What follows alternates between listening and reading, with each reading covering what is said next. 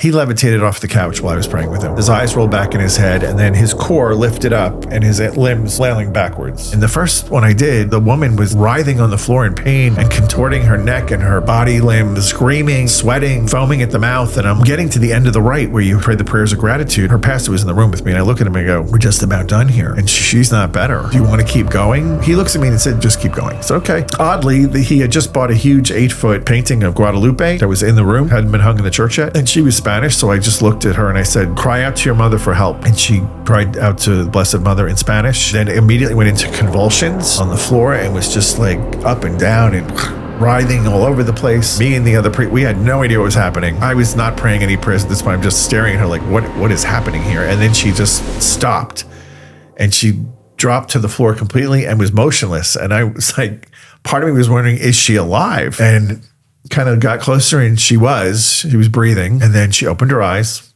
and she was back, completely delivered. Had nothing to do with me or the rite. It was all Our Lady. Our Lady of Guadalupe. Yes. And I looked at the priest and said, had we known, we could have started with this. But it's not a science. You can't just say, oh, every time I'm going to begin with Guadalupe and it'll always happen. But in this instance, that's what happened.